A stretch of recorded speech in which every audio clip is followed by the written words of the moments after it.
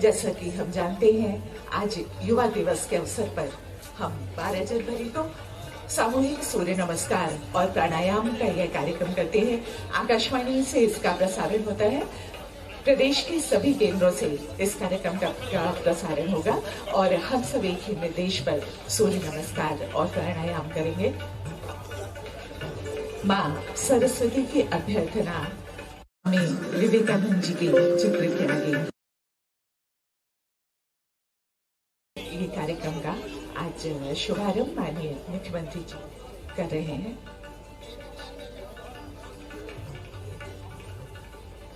हम अपने सभी अतिथिगणों का जो मंच पर हैं बहुत बहुत स्वागत करते हैं, अभिनंदन करते हैं। आप सबका जो इस मंच के समक्ष है बहुत बहुत स्वागत है, अभिनंदन है।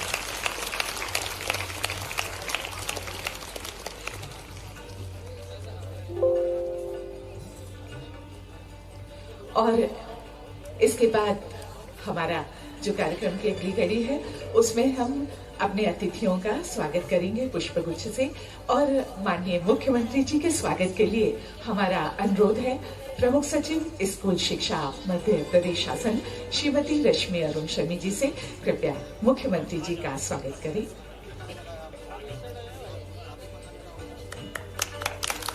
आयुक्त लोक शिक्षण संचालनालय श्रीमती अनुभा श्रीवास्तव जी एवं विभाग के वरिष्ठ अधिकारीगण हमारे मंचासीन अतिथिगणों का पुष्पगुच्छ से स्वागत करेंगे। इसके लिए हमारा अनुरोध है आयुक्त महोदय से और हमारे वरिष्ठ अधिकारियों से।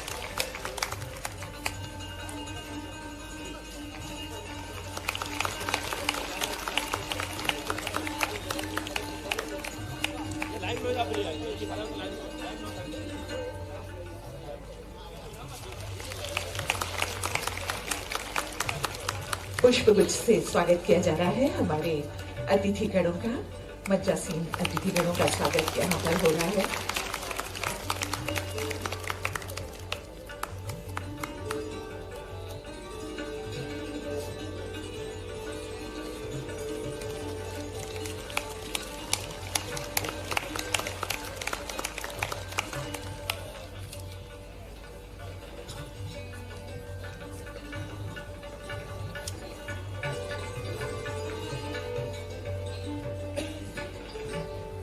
और स्वागत के बाद हमारा अनुरोध हमारे यशस्वी मुख्यमंत्री जी डॉक्टर मोहन यादव जी से कि आज इस अवसर पर आप हमारे बीच हैं। हम लोग बहुत उत्साहित हैं और निश्चित रूप से ये बच्चे भी आपको सुनने के लिए बहुत ही उत्साहित हैं। तो माननीय मुख्यमंत्री जी से हमारा अनुरोध, कृपया उद्बोधन देने के लिए माननीय मुख्यमंत्री जी।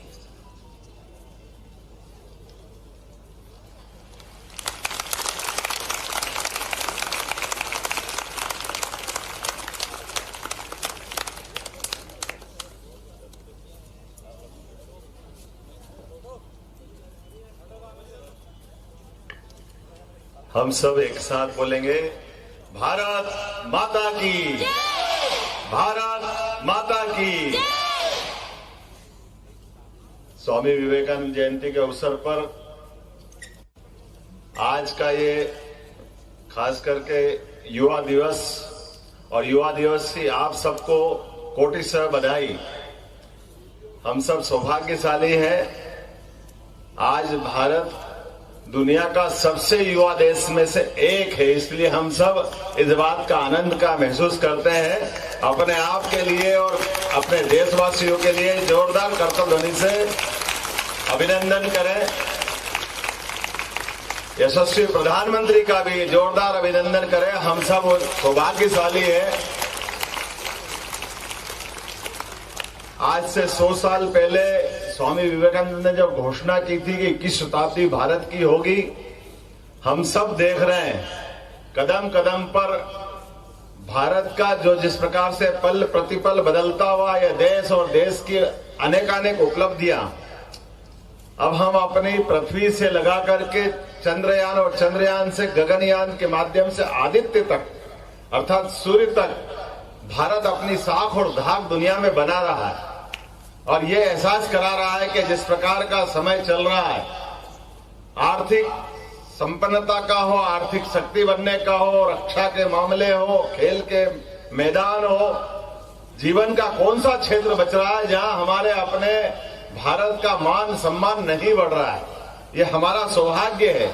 और हम सब देखते हैं प्रधानमंत्री जी का जिस प्रकार का पूरा जीवन देशवासियों को प्रेरणा देने के लिए, और हम सब के लिए बड़े गर्व की बात है कि ऐसे प्रधानमंत्री जिस प्रकार से वो अपना जीवन जीते हैं और लगातार एक के बाद एक वो अपने एक एक कदम से पूरे देश को रोमांचित भी करते हैं, आनंदित भी करते हैं। और कैसा कमाल का व्यक्तित्व है कि युवा, बुजुर्ग, बच्चे सभी एक तरह से विवेकानंद की भांति हमारे यशस्वी प्रधानमंत्री से सहज जुड़ जाते हैं।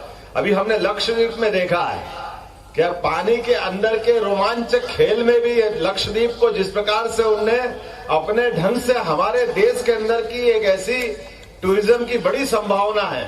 वाकई वो आनंद का क्षण होगा जब पानी के अंदर उनने अपनी चुप्की लगाई और हमको लगा कि हाँ, हमारा अपना लक्षद्वीप भी कितना सुंदर हो सकता है। अब हमको विदेश जाने की जरूरत नहीं है। हम सब एहसास करते हैं इस बात का कदम कदम पर। जैसा वर्तमान का समय चल रहा है, वो दौर अगर याद करें स्वामी विवेकानंद का, जब गुलामी का काल था और गुलामी के काल में कितने प्रकार से पता नहीं हमारी अच्छाइयों को दबा के रखा गया, हमारी अपनी विशेषताओं पे पता नहीं कितने प्रकार से कलंकित या कलुषित भाव से उस पर दुर्भावना व्यक्त की गई।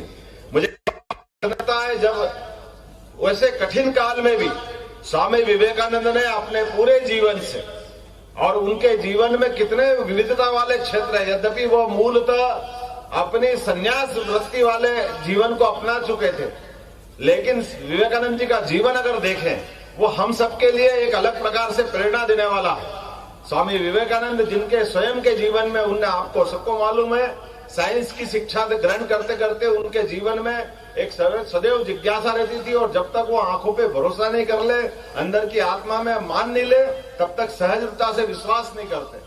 हम सब याद करें वो प्रकरण को, हमने अगर पढ़ा होगा या सुना होगा, जब स्वामी विवेकानंद ने कहा कि ईश्वर किसने देखा है, ईश्वर को मैं देखूंगा तब विश्वास करूंगा।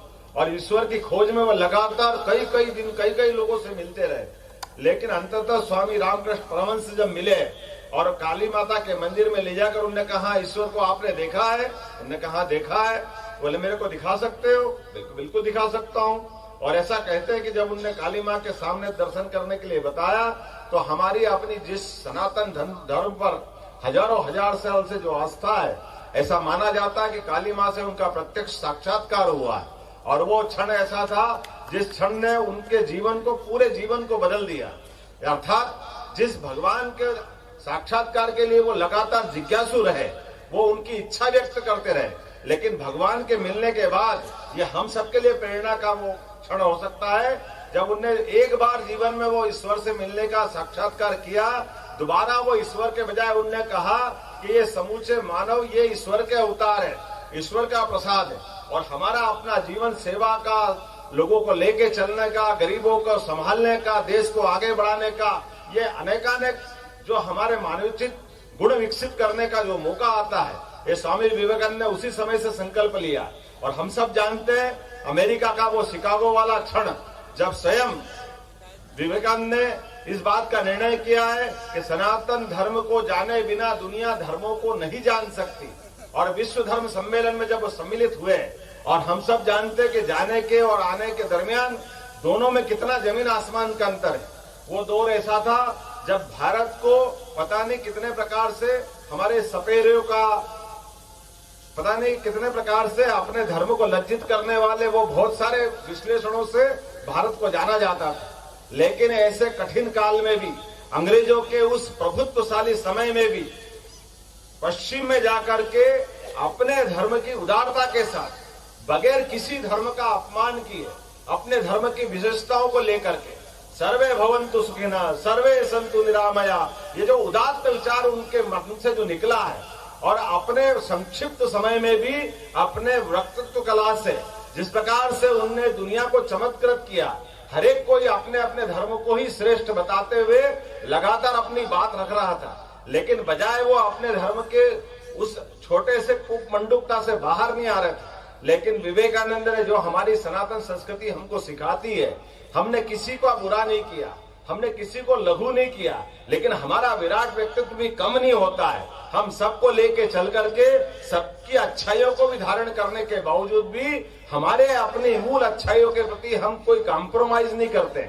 और हम सब जानते हैं आज भी इसी प्रकार से ये विविधता वाला देश, विविध धर्मों वाला देश, दुनिया का कोई ऐसा देश नहीं जिसकी आबादी 142 करोड़ से ज्यादा है, लेकिन इतनी विविधता वाले देश में भी जहां पर कई कई धर्मावलंबी अपनी बड़ी संख्या में बहुत बड़ी बड़ी आबादियों में रहते हैं, लेकिन मिलजुल करके जो हमारे संस्कार है हजारों हजार साल से, वो हमको गौरवान्वित करते हैं।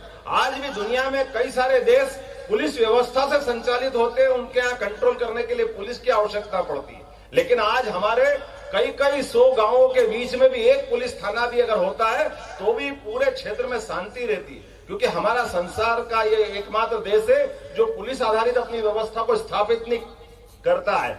ये अपने स्व अनुशासित होकर के स्वयं अपने आप में जीवन जीने की एक पद्धति लेके चलने वाला देश है। मुझे इस बात की प्रसन्नता है, स्वामी विवेकानंद के इस युवा दिवस के अवसर पर हमारे वो जो विशेषता वाला समय है, हम सब जानते हैं कि आज इस इतने कठिन काल में भी अगर विवेकानंद जी का अवसर पर ये जयंती मना रहे हैं तो एक साथ हमने दोनों लक्ष्य की प्राप्ति की है। एक तरफ हमने अपने उस जिज्ञासु समाज के साथ अपनी उस भूमिका को रखने का प्रयास भी किया है जो विवेकानंद को जानना चाहता, लेकिन विवेकानंद के माध्यम से सनातन संस्कृति से भी हम परिचित कराते हैं। और योग के माध्यम से भी जैसे स्वामी विवेकानंद के उस भाव को जानने के बाद हमारे अपने यशस्वी प्रधानमंत्री ने 21 जून को जो अपने लिए योग दिवस घोषित कराया है, इस योग के मामले में विवेकानंद ने वर्षों पहले तक लगातार एहसास कराया था। इसलिए आज भी सारे साधु सन्यासी अपनी योग के माध्यम से पतंजलि ने जो अष्टांग योग का दर्शन दिया है, उस अष्टांग योग की विशेषताओं के माध्यम से भी हम अपने अपार शक्ति का जो स्रोत मनुष्य का शरीर होता है, इसको आगे बढ़ा सकते हैं।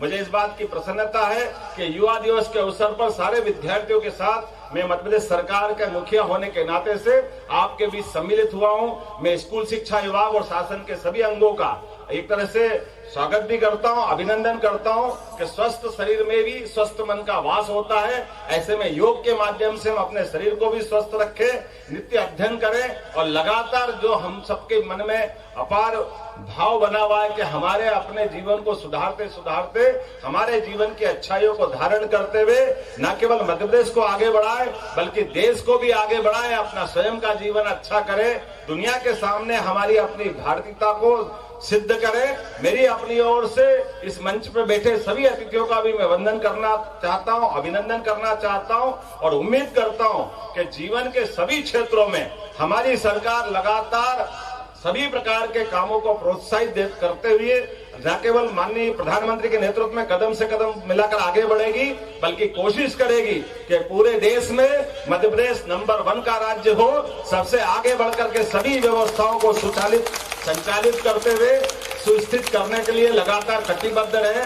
मेरी अपनी ओर से ये 2024 की शुरुआत का समय है और शुरुआत के समय में हम पे कई सारी जवाबदारियां भी है। मध्य का प्रदेश होने के नाते से अपार संभावना वाला हमारा मध्य प्रदेश है और अपार संभावना वाले क्षेत्र में विविधता भी है। भौगोलिक दृष्टि से हम बहुत विशालता धारण करे हुए हैं, लेकिन अगर हम शहरी, ग्रामीण, वनांचल इन सब की बात देखें तो अलग अलग प्रकार की कई चुनौतियां भी हमारे सबके सामने हैं, लेकिन निश्चित रूप से हम सब संकल्पित हैं। हमारी अपनी वर्तमान की व्यवस्थाओं के आधार पर निश्चित रूप से मध्य प्रदेश आगे बढ़ेगा। मेरी अपनी ओर से आप सबको एक बार फिर शुभकामना, बधाई, बहुत बहुत धन्यवाद। भारत माता की जय।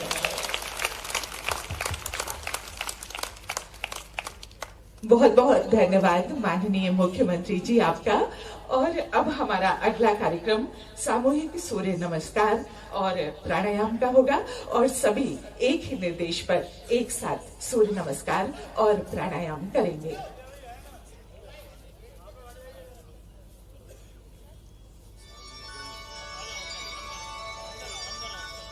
प्रस्तुत है सामूहिक सूर्य नमस्कार और प्राणायाम। साथ चले हम, योग करें हम, नई सुबह नई रोशनी, बड़ी पुरानी परखी जानी योग की राहें, स्वस्थ करे तन मन, सच बदले जीवन की धुन। आओ योग करें हम, साथ चले हम, आओ योग करें।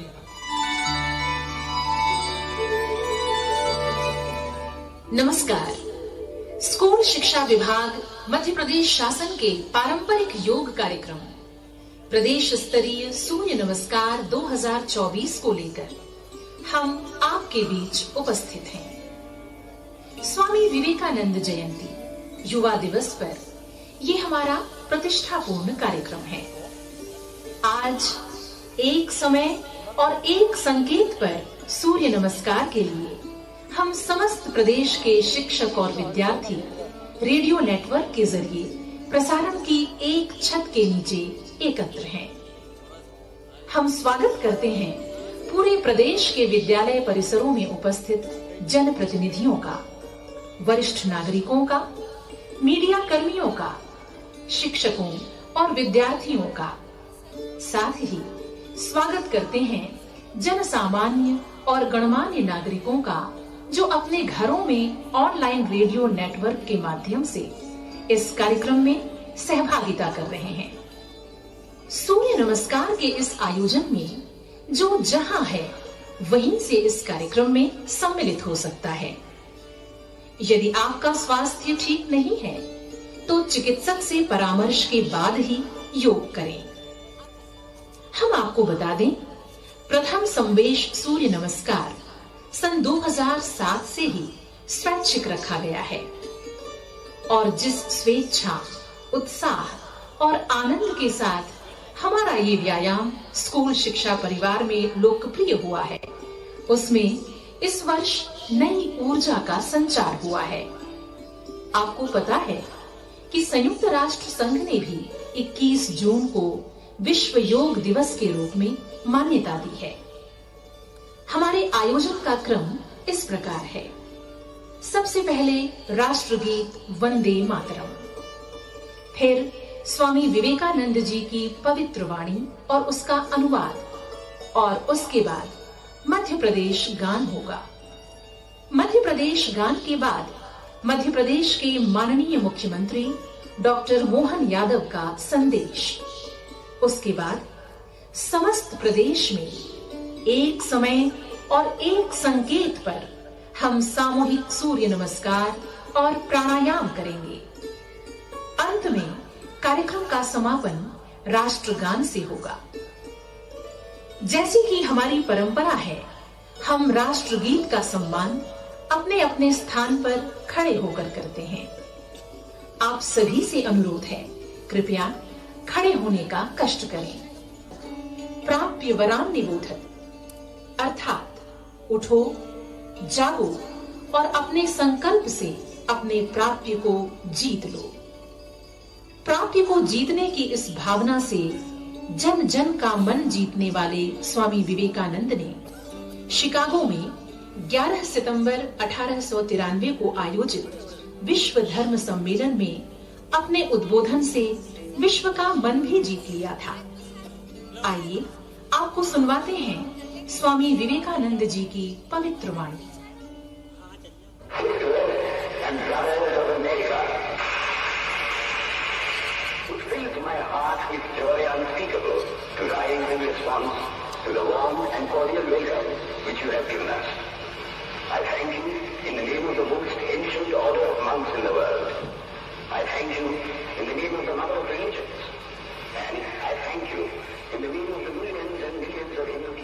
अमेरिका वासी बहनों और भाइयों, आपने जिस सौहार्द और स्नेह के साथ हम लोगों का स्वागत किया है, उसके प्रति आभार प्रकट करने के निमित्त खड़े होते समय मेरा हृदय अवर्णनीय हर्ष से पूर्ण हो रहा है। संसार में सन्यासियों की सबसे प्राचीन परंपरा की ओर से मैं आपको धन्यवाद देता हूँ। धर्मों की माता की ओर से धन्यवाद देता हूँ और सभी संप्रदायों और मतों के कोटि कोटि हिंदुओं की ओर से भी धन्यवाद देता हूँ। मैं इस मंच पर से बोलने वाले उन कतिपय वक्ताओं के प्रति भी धन्यवाद ज्ञापित करता हूं, जिन्होंने प्राची के प्रतिनिधियों का उल्लेख करते समय आपको ये बतलाया कि सुदूर देशों के ये लोग सहिष्णुता का भाव विविध देशों में प्रचारित करने के गौरव का दावा कर सकते हैं। मैं एक ऐसे धर्म का अनुयायी होने में गर्व का अनुभव करता हूं, जिसने संसार को सहिष्णुता तथा सार्वभौम स्वीकृति दोनों की ही शिक्षा दी है। हम लोग सब धर्मों के प्रति न केवल सहिष्णुता में विश्वास करते हैं, बल्कि समस्त धर्मों को सच्चा मानकर स्वीकार करते हैं।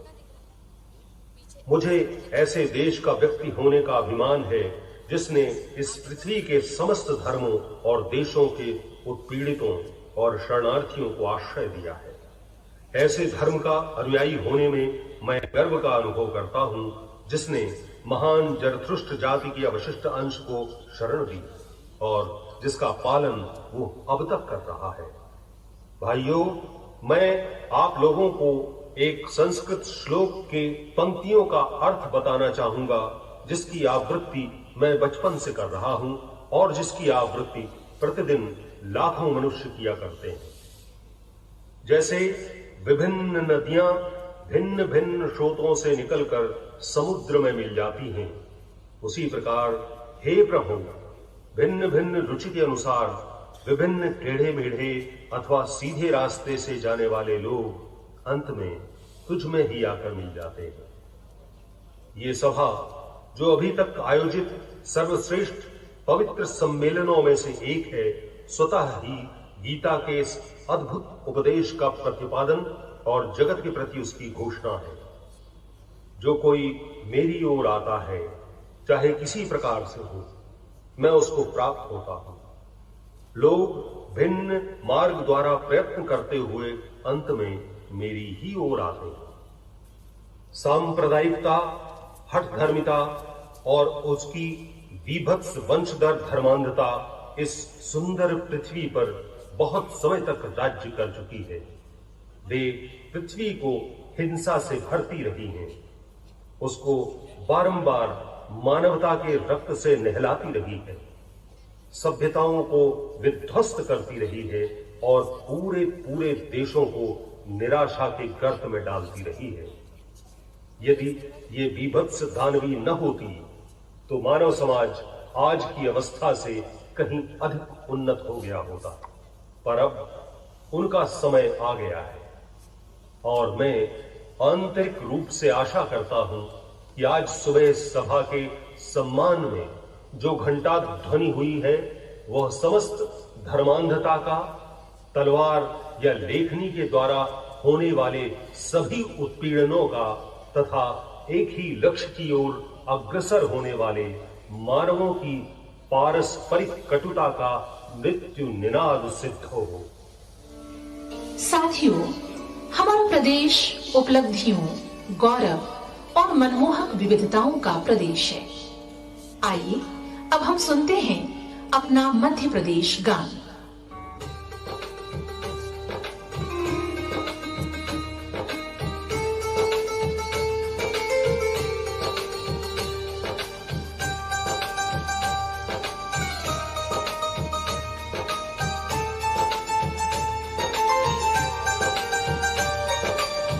का दाता सबका साथी,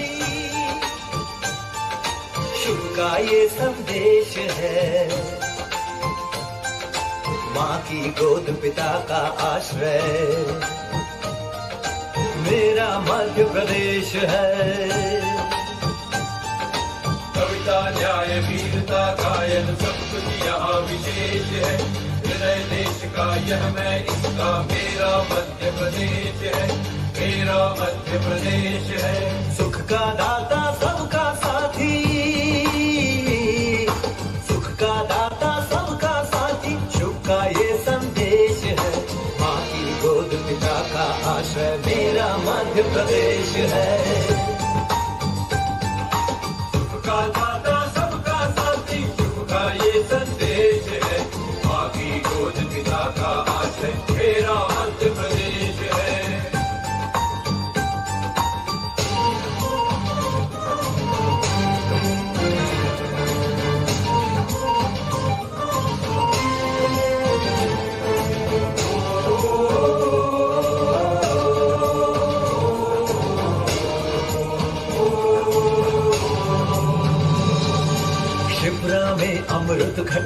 का मिला कृष्ण को ज्ञान यहाँ, महाकाल को तिलक लगाने मिला हमें वरदान यहाँ। शिप्रा में अमृत घट छलका मिला कृष्ण को ज्ञान यहाँ, महाकाल को तिलक लगाने मिला हमें वरदान यहाँ। उर्वर भूमि सघन वन रत्न संपदा जहाँ अशेष है, कर सौरभ सुषमा से मंडित मेरा मध्य प्रदेश है। सुख का दाता सबका साथी, सुख का दाता सबका साथी, शुभ का ये संदेश है। माँ की गोद पिता का आश्रय मेरा मध्य प्रदेश है।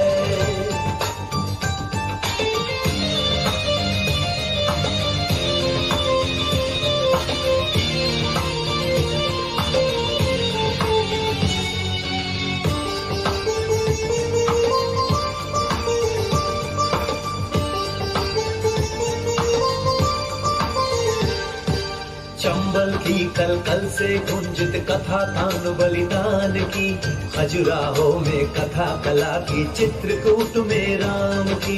चंबल की कल कल से गुंजित कथा तान बलिदान की, खजुराहो में कथा कला की, चित्रकूट में राम की।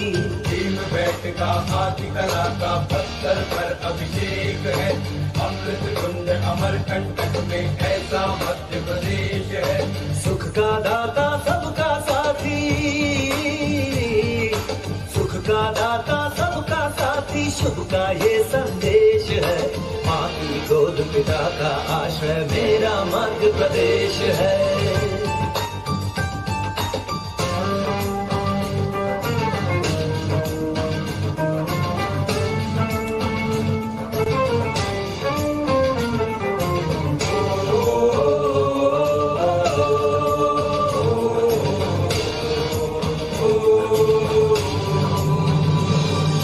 विंध्याचल सा भाल नर्मदा का जल जिसके पास है, यहाँ ज्ञान विज्ञान कला का लिखा गया इतिहास है। विंध्याचल सा भाल नर्मदा का जल जिसके पास है, यहाँ ज्ञान विज्ञान कला का लिखा गया इतिहास है। कविता न्याय वीरता गायन सब कुछ यहाँ विशेष है, हृदय देश का यह मैं इसका मेरा मध्य प्रदेश है। सुख का दाता सबका साथी, सुख का दाता सबका साथी, शुभ का ये संदेश है। माँ की गोद पिता का आश्रय मेरा मध्य प्रदेश है। का दाता सबका साथी, शुभ का ये संदेश है। माँ की गोद पिता का आश्रय मेरा मध्य प्रदेश है। मेरा मध्य प्रदेश है, मेरा मध्य प्रदेश है, मेरा मध्य प्रदेश है, मेरा मध्य प्रदेश है, मेरा मध्य प्रदेश है। हमारे देश में 12 जनवरी एक महत्वपूर्ण तारीख है। इस दिन हम अपनी योग परंपरा के वैश्विक पुरोधा स्वामी विवेकानंद का स्मरण करते हैं और प्रदेशवासी सूर्य नमस्कार को योग पर्व जैसा मनाते हैं। इस महत्वपूर्ण अवसर पर आइए सुनते हैं प्रदेश के माननीय मुख्यमंत्री डॉक्टर मोहन यादव का संदेश। नमस्कार। सामूहिक सूर्य नमस्कार के कार्यक्रम में शामिल सभी विद्यार्थियों, शिक्षक गणों, शासकीय सेवकों, सभी सम्मानित प्रतिनिधियों और नागरिकों का मैं स्वागत और अभिनंदन करता हूं। स्वामी विवेकानंद जी ने भारतीय दर्शन और संस्कृति को विश्व के समक्ष रखा और भारतीय परंपराओं की विशेषताओं को विश्व पटल पर उजागर करने का महत्वपूर्ण कार्य किया। स्वामी जी की जयंती पर आयोजित सामूहिक सूर्य नमस्कार कार्यक्रम में स्कूल शिक्षा, उच्च शिक्षा की संस्थाओं के विद्यार्थी भाग ले रहे हैं। इस अवसर पर जनप्रतिनिधियों की ओर से आम नागरिकों की उपस्थिति भी सराहनीय है। तन, मन और वाणी से की गई सूर्य उपासना सूर्य नमस्कार है। सूर्य देवता हमें विटामिन डी सहित गतिशील जीवन के लिए ऊर्जा प्रदान करते हैं। हमारे प्रदेश में शिक्षक बंधु योग का प्रशिक्षण भी प्राप्त करते हैं। इसके लिए प्रशिक्षण केंद्र संचालित किए जा रहे हैं। देश के अन्य स्थानों पर जाकर भी हमारे शिक्षक योग का प्रशिक्षण लेते हैं।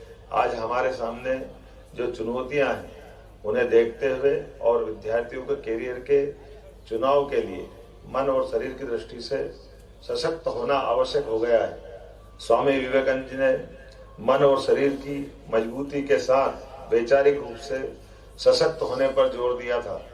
सूर्य नमस्कार स्वामी जी के स्वप्न को साकार करने का माध्यम बना है। युवाओं को जीवन में कुछ हासिल करना है तो कठोर परिश्रम आवश्यक है। स्वामी जी खेल और प्राणायाम को विद्यालय के पाठ्यक्रम का अनिवार्य हिस्सा बनाने पर बल देते, साथ ही धर्म, अध्यात्म और संगीत के ज्ञान से भी विद्वत करता हूँ कि वे योग को अपनाएं और स्वस्थ शरीर एवं मन के साथ राष्ट्र की सेवा में बेहतर योगदान दें। आपकी भागीदारी के लिए हृदय से आभार व्यक्त करते हुए आप सभी को पुनः शुभकामना देता हूँ। बहुत बहुत धन्यवाद। जय श्री महाकाल।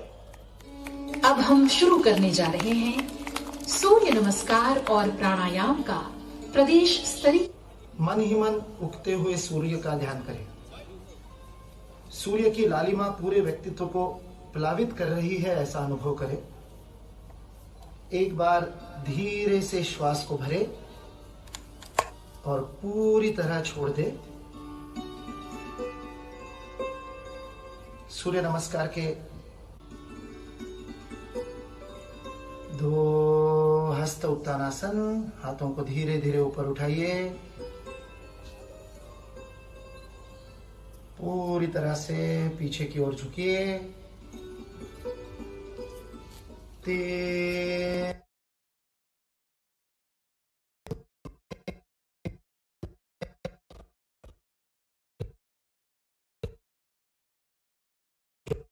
में जमीन पर टिकाए ना, पीछे ले जा सकते, पीछे ले जाए। दायां पैर दोनों हाथों के बीच में, बाएं पैर का घुटना जमीन पर टिका हुआ। लगाने का प्रयत्न, नाभि की ओर दृष्टि। 6 अष्टांग नमस्कार।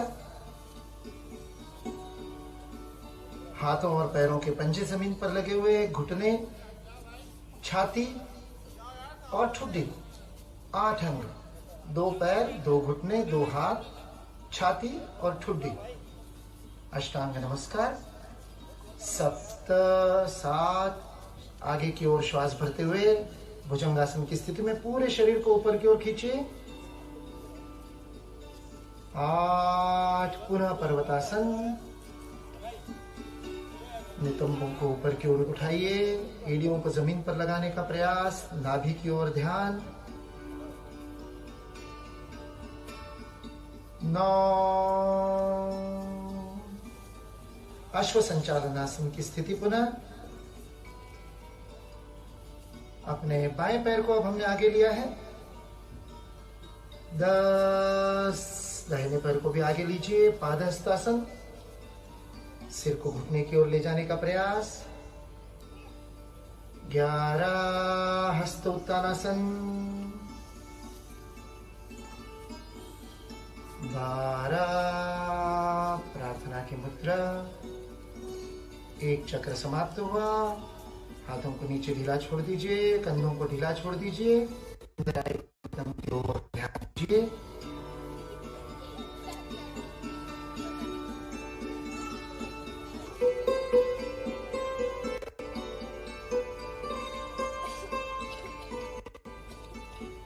द्वितीय चक्र का अभ्यास करते हैं। 1 नमस्कार मुद्रा। श्वास सामान्य, एकाग्रता का अनुभव, विनम्रता व धैर्य का विकास होता है इस आसन से। 2 हस्त उत्तानासन। हाथों को फैलाइए, ऊपर की ओर उठाइए, फिर पीछे झुकिए।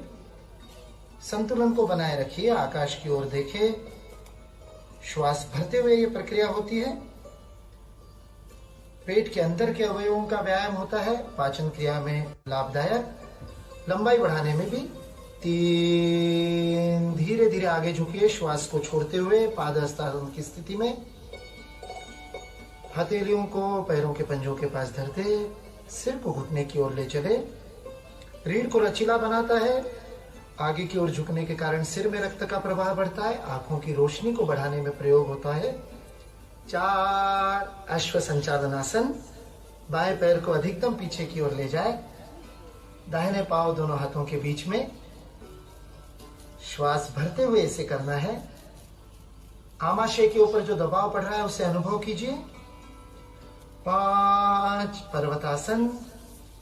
दाहिने पैर को भी पीछे ले जाइए, एड़ियों को जमीन पर लगाने का प्रयास, दृष्टि नाभि की ओर, श्वास छोड़नी है पूरी तरह से। 6 अष्टांग नमस्कार। पैरों के पंजों को पीछे फैलाइए, फिर घुटनों को टिकाइए, छाती और फिर उसके बाद ठुड्डी। 7 भुजंगासन। शरीर को आगे की ओर खींचे, ऊपर देखिए, पूरी तरह से ऊपर उठाइए। रीढ़ की हड्डी को आराम मिलता है, जंघाओं की शक्ति में वृद्धि होती है। 8 पर्वतासन। श्वास को छोड़ते हुए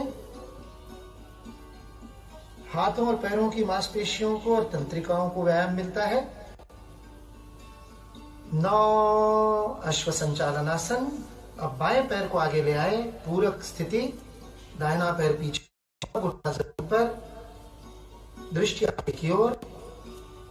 10 दाहिने पैर को भी आगे ले आए, पादहस्तासन की स्थिति। 11 हस्त उत्तानासन। हाथ ऊपर उठाइए, आत्मविश्वास की वृद्धि रीढ़ को पीछे झुकाने के कारण। 12 प्रार्थना की मुद्रा। द्वितीय चक्र समाप्त हुआ, हाथों को नीचे छोड़ दे, आराम की स्थिति, सहज खड़े रहे।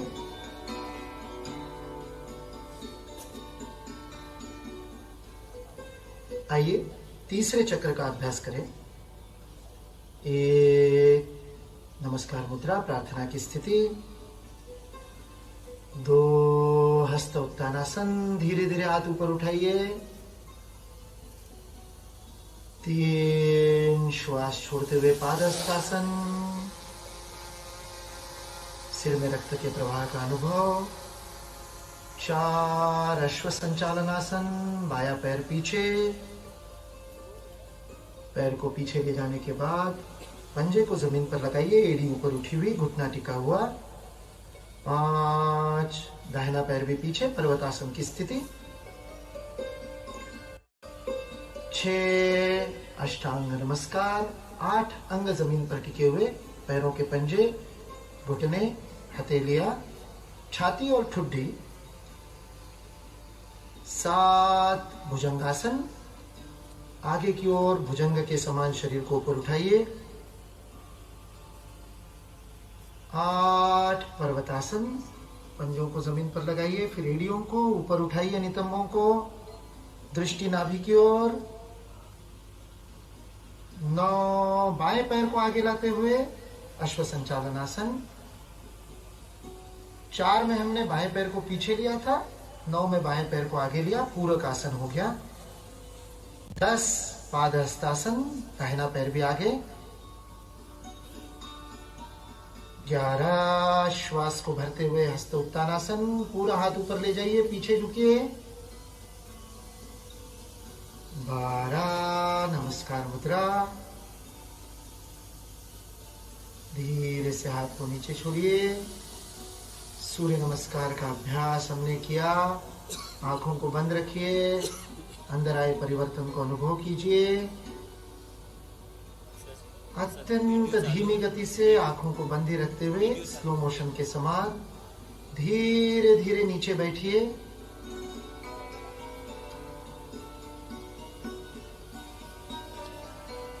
प्राणायाम के अभ्यास के लिए किसी भी सामान्य स्थिति में जिसमें रीढ़ की हड्डी सीधी रह सके,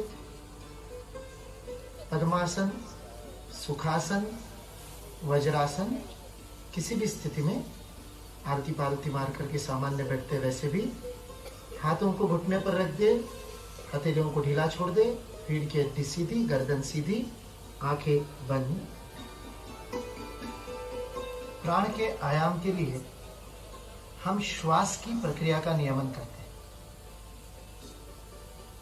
दोनों नासिकाओं से श्वास लेने की प्रक्रिया में संतुलन हो, इसके लिए आज का हमारा पहला प्राणायाम का अभ्यास है अनुलोम विलोम प्राणायाम।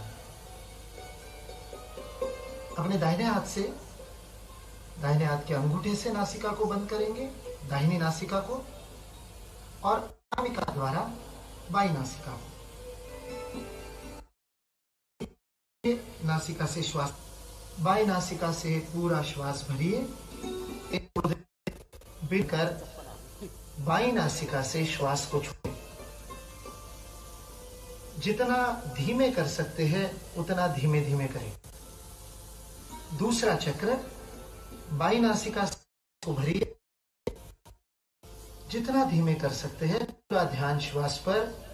नासिका के अंदर श्वास का स्पर्श अनुभव कीजिए, रोकिए नहीं कहीं। बाएं से पूरा होने पर दाहिने से छोड़िए, फिर दाहिने से भरिए और बाएं से छोड़िए। अंदर आते में हल्की सी ठंडक का अनुभव। जब प्रश्वास को बाहर छोड़ते हैं तब हवा में हल्की सी गर्माहट अनुभव करें। तीसरा चक्र अपनी अपनी गति से करें, कहीं जबरदस्ती नहीं, कहीं पर जोर ना लगाए, श्वास को ना रोके, नियमित रूप से चलता रहे।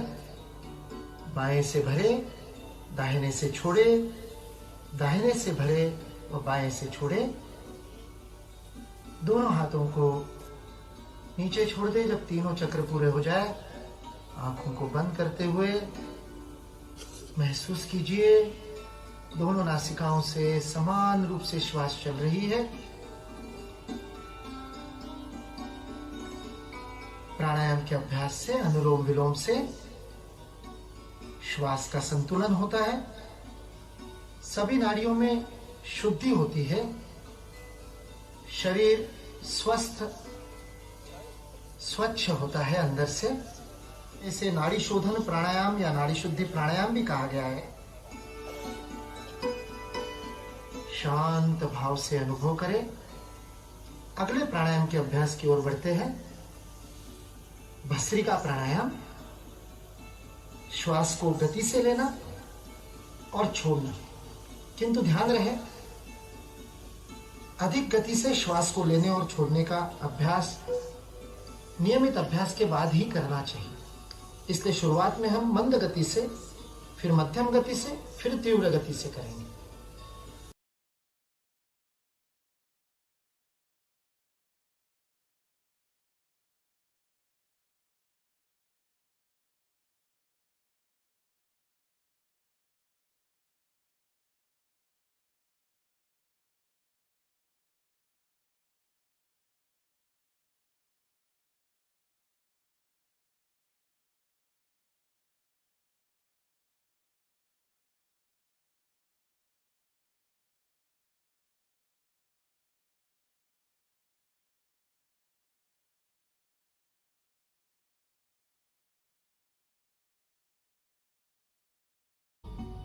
भस्त्रिका के बाद शांत भाव से दीर्घ श्वसन कीजिए।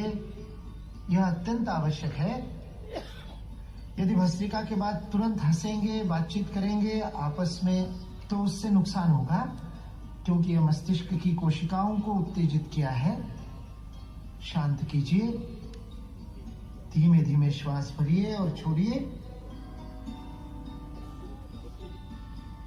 और अब हम करेंगे भ्रामरी प्राणायाम। भ्रामरी का अभ्यास अत्यंत आनंददायी होता है, किंतु ध्यान रहे आनंददायी होता है, किंतु ध्यान रहे अभ्यास करते समय आनंद का प्रकटीकरण नहीं करना है, बात नहीं करनी, हंसना नहीं है, गंभीरता से इसे करना है। भ्रामरी प्राणायाम के लिए हम मुद्रा को लेते हैं। हमारे अंगूठों को कान में रखिए, कानों के अंदर षणमुखी मुद्रा या सुनमुखी मुद्रा इसे कहते हैं। उंगलियों को क्रमशः अपने भौहों के ऊपर और नासिका के पास, सबसे छोटी उंगली होठों के ऊपर, बीच की दो उंगलियां नासिका के पास। दबाए नहीं, बंद नहीं करें, हल्के से रखिए। गहरी श्वास को भीतर भरिए और नाक से ही श्वास को छोड़ते हुए मादा भ्रमर के गुंजन के समान ध्वनि निकालनी है।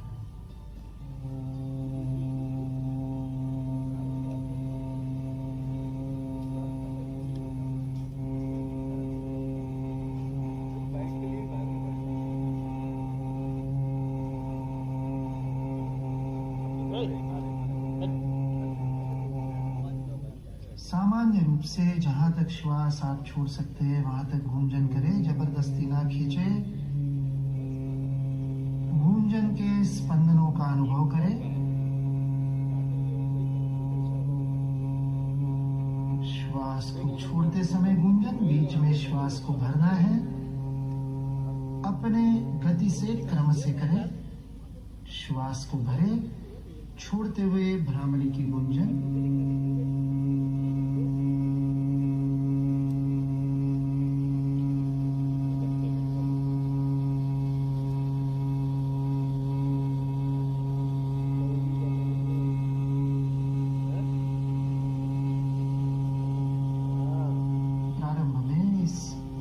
प्राणायाम को 3 से 10 बार तक कर सकते हैं। फिर धीरे धीरे अभ्यास हो जाए तो प्रतिदिन 21 चक्र इसके करने से अत्यंत लाभदायी होता है। हाथों को नीचे छोड़ दीजिए, आंखों को बंद रखिए। सूर्य नमस्कार और प्राणायाम के अभ्यास के द्वारा हमारे मन में ऊर्जा, आनंद, तेज का जो संचार हुआ है उसे अनुभव करें शांत भाव से। दोनों हथेलियों को एक दूसरे पर हल्के से मलिए। गर्माश का अनुभव। हथेलियों के गद्देदार हिस्सों को आंखों पर स्पर्श करें। गद्देदार हिस्से, उंगलियां नहीं, न दबाए न मले, केवल रखें हल्के से। आंखों को सेक पहुंचा रहे हैं। धीरे से चेहरे को सहलाते हुए हाथों को नीचे छोड़ दे। अंदर आते प्रकाश का अनुभव करते हुए धीरे धीरे आंखों को खोलिए। प्रथम दृष्टिपात पर मुस्कुराइए। हम सभी संकल्प लें कि सूर्य नमस्कार और प्राणायाम को इसी ऊर्जा और उत्साह से दैनिक जीवन में शामिल करेंगे। ये व्यायाम मन के साथ मस्तिष्क को भी दृढ़ता प्रदान करता है। कहा गया है कि जब दिमाग कमजोर होता है तो परिस्थितियां समस्या बन जाती हैं। जब दिमाग स्थिर होता है तो परिस्थितियां चुनौती बन जाती हैं। परंतु जब दिमाग मजबूत होता है तो परिस्थितियां भी अवसर बन जाती हैं। अब सूर्य नमस्कार के अंत में राष्ट्रगान होगा। आप सभी से अनुरोध है, कृपया खड़े होने का कष्ट करें। सूर्य नमस्कार वर्ष 2024 का वाचन किया सुनीता सिंह ने। स्कूल शिक्षा विभाग के लिए प्रस्तुत इस कार्यक्रम के प्रस्तुति सहयोगी थे दीपक पवार।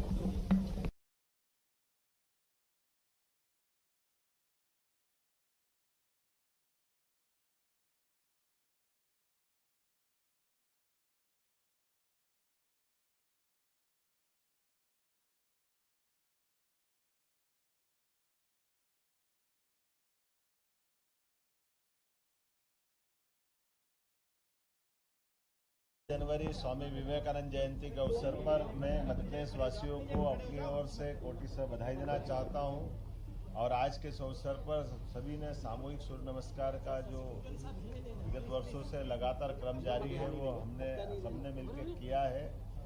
शीत ऋतु और ऐसे में हमारे शरीर की साधना के लिए स्वामी विवेकानंद जीवन का एक आदर्श उदाहरण देकर के उनने अपने जीवन के प्रत्येक क्षण से प्रत्येक युवाओं के लिए, समूचे समाज के लिए और सनातन धर्म के लिए दुनिया के सामने जो अद्वितीय उदाहरण प्रस्तुत किया है।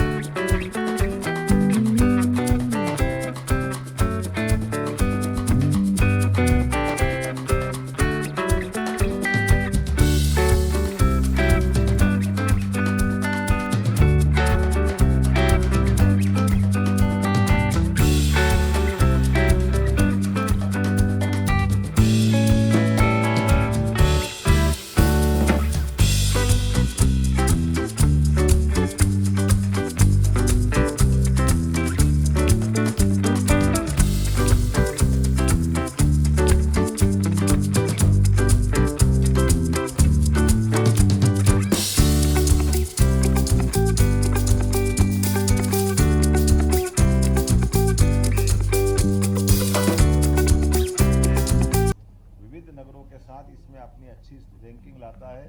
पूरा मध्य प्रदेश द्वितीय स्थान पर आया। इस बात की भी मैं मध्य प्रदेश के 8.5 करोड़ प्रदेशवासियों को बधाई देना चाहता हूँ।